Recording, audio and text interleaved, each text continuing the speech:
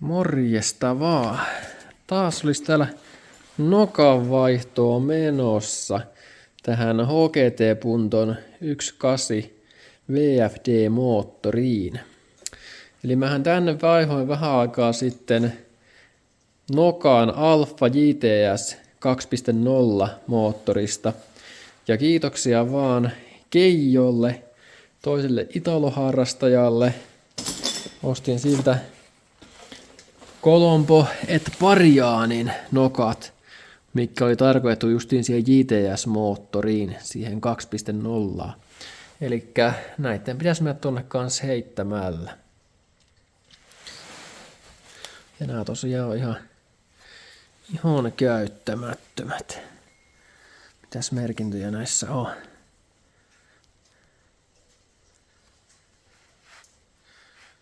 Joo. Näihin pitää tosiaan laittaa tämä variaattori kiinni. Ja tätä nyt meidän ei tarvitse laittaa. Eli tällekin täällä on kierteet tuossa pakonokassa. Eli oliko tää nyt sen bensapumpun tämmönen pyörityskappale. Mutta sitä me ei tosiaan tarvita tähän meidän hommaan, koska tuo ei ole tuo niinku TS, Alfa TS-moottoria vastaava, mikä tässä on, ja JTS taas on vähän erilainen sitten. Siinä on suora suihku ja sun muuta vähän päivittyneempää tekniikkaa. Mutta joo, nuo pitäisi taikoa tänne seuraavaksi. Eikä tuo variaattori tosta pitäisi laittaa kiinni. Ja sitten hihnapyörät ja sitten tuo olisikin siinä, että olisi vaan pulttaushommaa sen jälkeen. Mutta joo, katsotaan nyt, että miten me saadaan tuo variaattorisummuta laitettua. Katsotaan tää variaattori nyt ekana. Eli tämän irrotus ja kiinnitys tapahtuu ihan samalla lailla. Eli tähän saisi semmoisen hylsyn, mikä sopisi noihin reikiin, mikä tässä näkyy. Mutta se on joku 50 €, niin semmoista ei oikein kannata ostaa omasta mielestä, jos se ei ihan pakko ole. Elikkä laitetaan tämä tänne. Se on ihan kietlällä kiinni vaan, ettei mitään se ihmeempää. Sitten vaan ton kiristää paikalleen. Ja mä käytän siihen ihan vaan tämmösiä putkipihtejä. Noilla vaan kiinni tästä ja pyöräyttää sen kireelle. Ja irrotus tapahtuu samalla lailla. Ja sitten mitä ikinä keksiikään, että jos oikein joku isot lukkopihit, niin niilläkin saisi hyvin tehtyä. Jos saisi siihen vähän jotain jatkovartta vaan, niin kyllä tuo aika helposti lähtee. Toki tämän pitää suojata jotenkin. Niin mä oon tästä mulla on täällä on joku vanha hihna, laturihihna. Tuolla välistä ei sinne tuu mitään jälkeä. Ja sitten mä tähän pistän kanssa samalla lailla tämmöisen jonkun käytetyn hihnan vaan. Ja tuon tosta. Puristaa sitten vaan tuolla puristan tästä näin ja väännän se. Eli tästä vaan väännetään.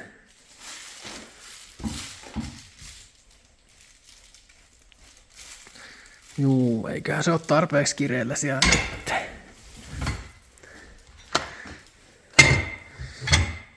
Sitten nuo hihnapyörät pitäisi laittaa seuraavaksi. Tänne pakonoka hihnapyörä kannattaa irrottaa ihan tässä viilapenkissä myös, koska tää on aika kireellä. Saanko mä tästä yhdellä kädellä se?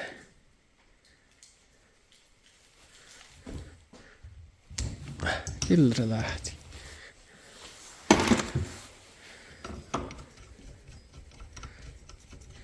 Eli tämänkin pitää vaihtaa siihen uuteen. Mutta tässä on se homma, että tätä ei saa kiristää vielä. Ja kannattaa muuten muistaa ottaa tää Stefaa täältä, ettei se vaan unohdu tuolta välistä. Elikkä tuolta päästä tänne vaan. Ja tänne tulisi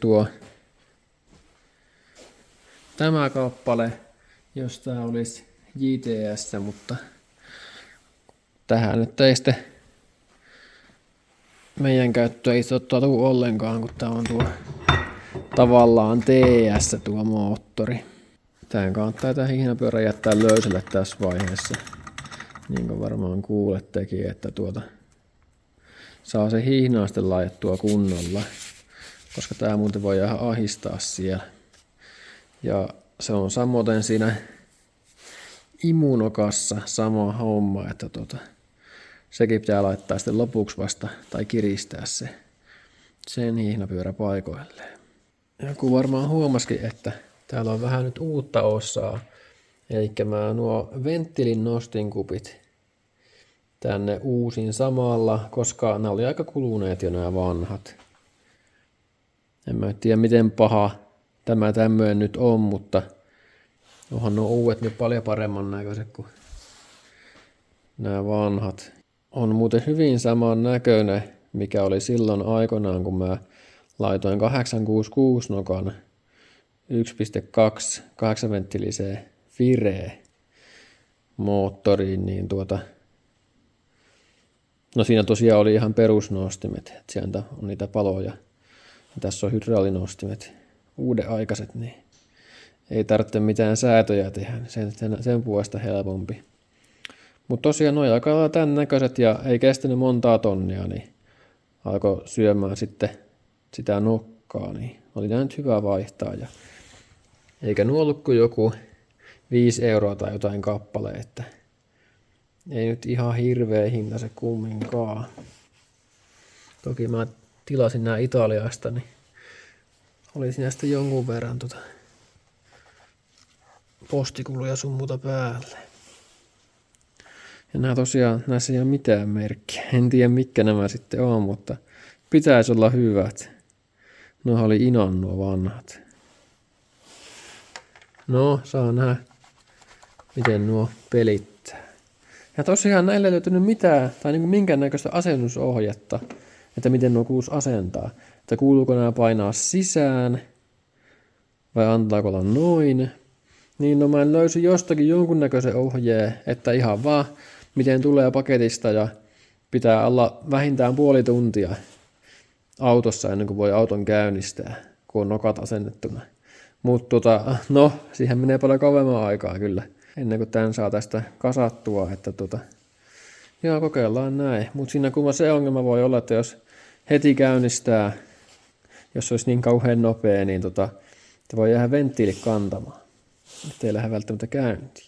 Tässä pakonokassa nyt ei ole mitään muuta ihmeellistä, muuta kuin että muistaa laittaa tämän ajoitus, tai täällä on tää tämmönen nokan ajoitusanturi tässä näin, niin pitää muistaa pistää tänne uraan se. Tosiaan se tökätään vaan tonne oikeaan kohtaan ja tää sitten pudotetaan kiinni tuonne. Se ei oo sen ihmeisempi homma. Noin, ja sitten vaan laitetaan tuo nokka suurin piirtein oikeaan asentoon. Mä ostin tämmöset, tai mulla oli jo JTS-nokille nämä tämmöset ajoituspalikat, mutta mä ostin vielä nämä vihreät. Eikä tää on pakonoka. Tää tulee kolmanteen, eli 1, 2, 3. Eli tämä tulisi tänne sitten tolla lailla. Eli näähän nyt ei tänne varmastikaan ihan täydellisesti sovi, kun ne on tarkoitettu niillä JTS vakionokille, mutta mä veikkaan, että saadaan aika lähelle tuonne kumminkin sitten näillä laitettua. Ja sittenhän noita voi säätää, mutta mulla ei ole nokan säädöistä oikein niin kuin hirveästi kokemusta. niin kuin, että miten tämä kannattaa tehon kannalta ja päästöjen kannalta säätää sitten, että mä oon pitänyt ihan näissä ihan vakioasetuksilla näin niin kuin yleensä aina, että pitäisi olla joku dyno tai joku, että pitäisi päästä penkkiin, että voisi sitten päästä vähän käsitykseen, että miten on kannattaa sääellä. Joo, ja sitten tuo imunokka, se on täällä. Tässä nyt ei ollut myöskään mitään se ihmeellisempää, muistaakseni. Eli tuonkin pitää laittaa sitten vaan oikealla lailla sinne. Kunhan tuo Stefan muistaa tänne laittaa. Sitä ei kannata unohtaa tuosta välistä. Joo, mulla on tainnut joskus unohtua jossain toisessa rakennelmassa. Tää nyt menee 2.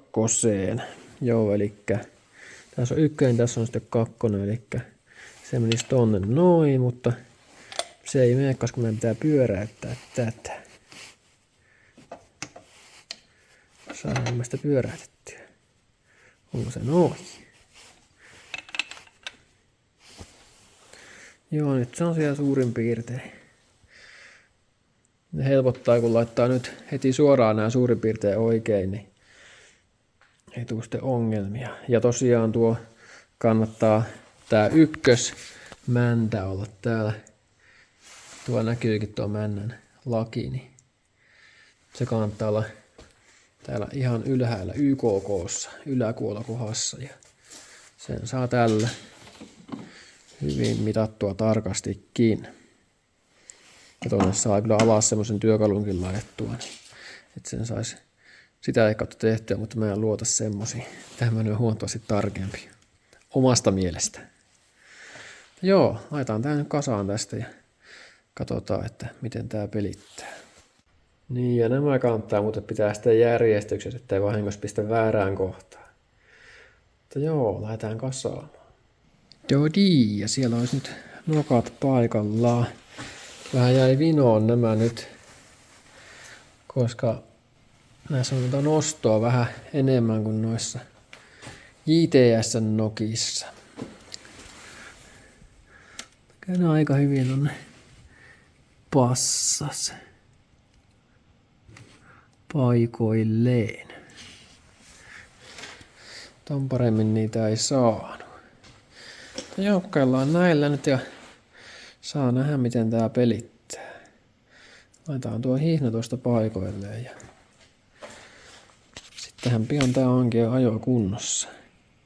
Nyt on mäntä tuolla yläkulkohassa. Hihna on paikallaan ja otan ton kiristimen tuonne ylikireelle.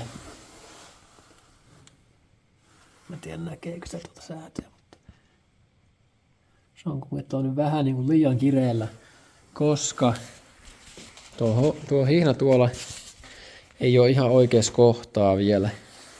Ja täältä näkeekin heti, että se ei ole yhtään oikeassa kohtaa. Niin se hakee vähän paikkaansa, niin tuo hihna tuosta löystyy pikkasen tavallaan, niin saadaan sillä sitten se homma korjattua.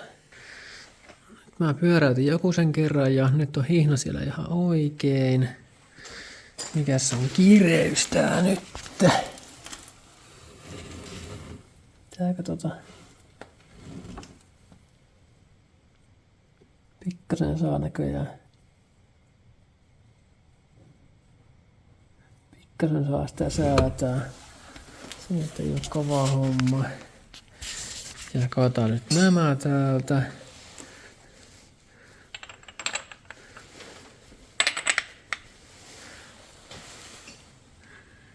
Joo. Ja joo. Kyllä. Joo, ne on kohdillaan, jes. Hyvältä vaikuttaa. Sitten mä säädän vielä vaan ton kiristimen kohdilleen ja sitten voidaankin lykättää nippuja. Testaa miten pelittää. No niin, ja nyt se on just eikä melkein. Jes. Dodi. Sitten vaan laitetaan täältä kaikki läjää ja katsotaan, että mitä tapahtuu. No niin, ja nyt oltaisiin testausvalmiudessa. Tämä on aina se jännittävä vaihe. Kyllä se nyt pitäisi toimia kaiken järjen mukaan. Kaikki on kunnolla, ei mitään niinku, mikään ei pitäisi olla mitenkään väärin. Jotenkin aina silti tämä vaihe jännittää. No, eikä sinä muuta tule kokeilla vaan, että mitä tapahtuu.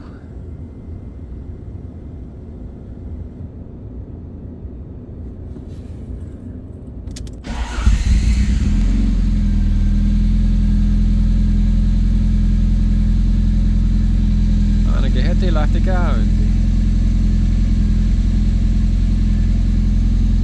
Vähän kuuluu tuommoinen naputus. Tuo on ehkä normaalia.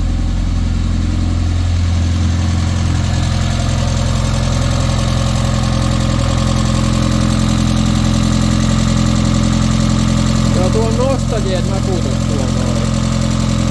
Ihan selvästi.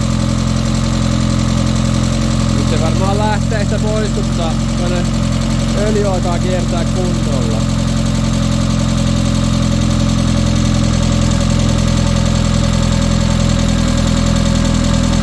Toivottavasti. Joo, no. Eiköhän se siitä.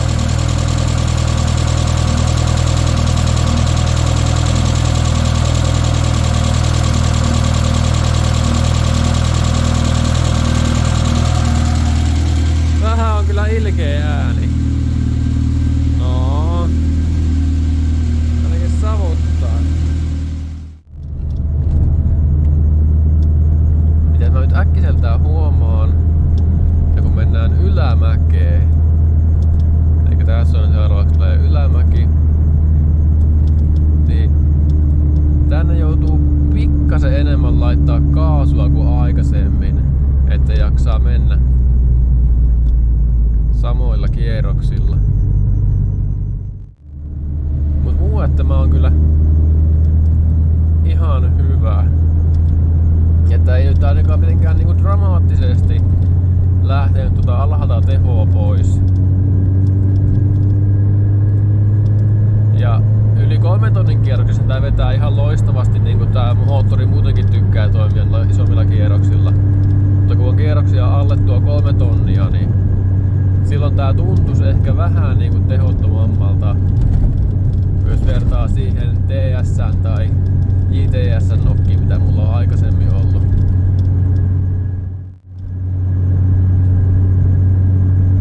Yli 4000 kierrokset tää vetää niinku omasta mielestä paremmin mitä aikaisemmin, ja niin kyllä pitäisikin. Elikkä tää on niinku ylemmillä kierroksilla nyt tosi hyvä kyllä, tai tosi tehokkaan tuntunen. Jos vertaa niihin vakionokkiin, mitä tässä oli, niin tämä on niinku menee ihan hullun lailla niillä yläkierroksilla. Jos niihin vertaa, tai aivan niinku älytön ero. Mut tyhjä käynti, niin se on jotenkin semmonen vähän niinku jotenkin että se ei oo lähellekään niin hyvä, mitä noilla toiset tosianokilla oli, että en tiedä, voisiko se johtua sitten, että jos ne pitäisi säätää vähän niitä nokkien ajoituksia, että saisi sen tyhjäkäynnin paremmaksi. Tai sittenhän siinä voi olla jotain muutakin ongelmaa, mutta en tiedä. Mä voin näyttää sen tyhjäkäynnin vielä tässä kohta, että mitä he näyttää. Muuten oli kyllä ihan hyväkin tää päivitys näköjään, että ei ollut ainakaan niinku miinusta hirveesti ja enemmän plussaa. Mut sitä alavääntöä mä sanoisin, että lähti kyllä pikkasen näillä nokilla. Katsotaan kohta, kun mennään yhtään jyrkkää ylämäkeen, että miltä se näyttää. No niin, nyt otas tässä ylämäessä. Katsotaan miten tää jaksaa mennä.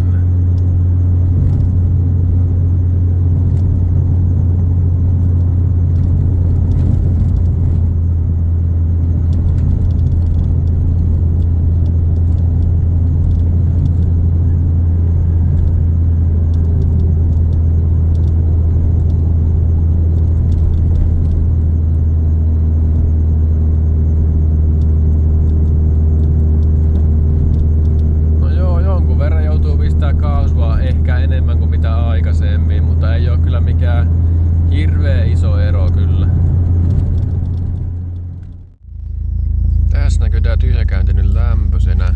Että on tämmönen vähän niinku ailahteleva. Kun on normaalisti ollut tossa miinus 0,5 alapuolella, nyt se on 0,4 alapuolella. Mut joo, mulle tää kyllä pelittää hyvin.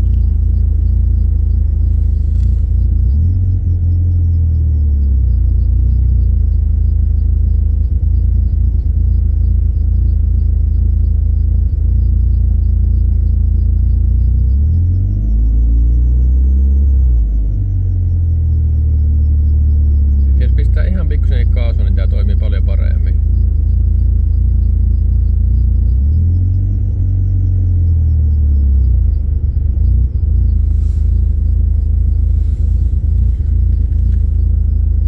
Se oski on tuolla suhteellisen kohdallaan kyllä.